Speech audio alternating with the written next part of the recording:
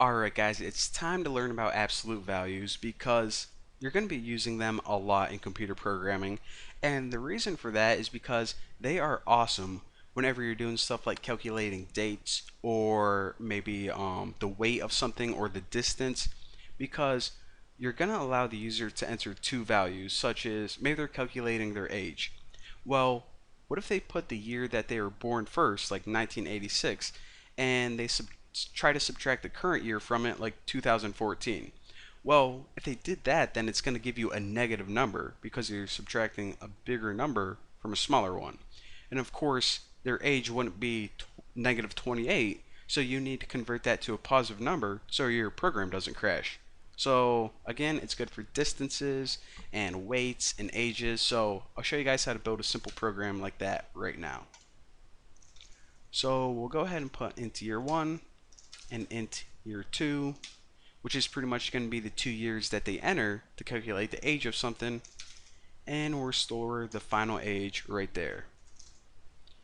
Now for printf, let's just go ahead and give them a nice little prompt on the screen. Be like, enter a year. No, enter a tier. You have to be crying to use this program. Alright, enter a year, new line, and we'll just scan F. And for this, of course, we're scanning %d since we love working with integers, and ampersand year. Ampersand tier, year 1. Alright, so now whatever value they entered, hopefully it was an integer, we store it in year 1. Of course, we need to do this again. Enter another year and store that in year 2. So now we got two numbers, integers. So the first thing we need to do is make an equation to calculate the age. So age equals year 1 minus year 2. Now this actually doesn't matter since we're going to be using absolute value. You can put year 2 minus 2 1, you know, it won't make a difference. Cool little thing about this. So what I want to do after this is actually print out the value that we came up with first. The value, or the original value, that we calculated without using absolute value. So print out %d, new line, and age. Now after this, what we're going to do is we're going to figure that this number that we came up with can either be the correct one if they entered one of the numbers first, or the wrong one. It can be negative if they enter the smaller number first. So no matter what, we want to go ahead and calculate the absolute value using the function abs. So whenever we pass age into here, if it's a negative number, is going to convert it into the positive number. If it's positive, it's just going to leave it the same. So now when you print that bad boy out again, check it out. Enter year 1986, enter another year 2014. Okay, so this one, it tried to subtract 2014 from 1986 and it got negative 28. Well, you don't want to put that in your program or else it's going to crash everything later on.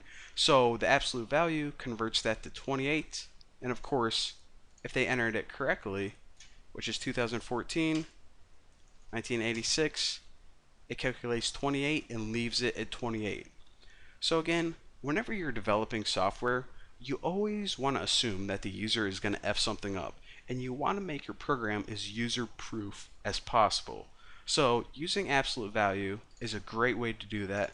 Sometimes it's necessary whenever you're using distances. Like if I was to put two distances in there, then either way would be the correct way for the user, so you would still need to use absolute value. Same thing with weights, and so on and so forth.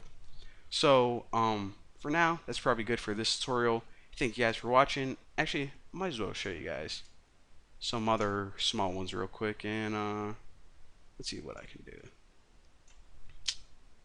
Go ahead and do this. So we'll just use one print statement, and we'll print out a couple floats, and I don't need to make a whole tutorial for these. The first one is this function, pow. Now what this means is whenever you run this, you have to punch your computer as hard as you can until your fist goes pow. I'm just kidding. Actually stands for power, and you need to enter two values for this. The first one is the base, and the second one is the exponent. What this is pretty much saying is I want to see 5 to the third power. So if you guys don't know what this is, it should be 125. So pretty much 5 times 5 is 25 times 5 is 125. So that's what that does. Again, I don't need a whole tutorial explaining that. And the only other one I wanted to mention real quick is SQRT. This stands for squirt, and you have to squirt water on your computer. Just kidding again. So this actually stands for square root, and whatever number you pass in, like 164, it prints the square root of that number. So before I run this, can you guess what it is? Square root of 164. Probably, I don't know, 12.6 something? 12.8. I was close. But basically, the square root of 164 is 12.8. Maybe you guys guess closer than me. So those are a few math functions. Again, out of all of those, you're probably going to be using absolute value the most, but now you have the power function and the square root on hand. So, well, for now, thank you guys for watching, and I'll see you later.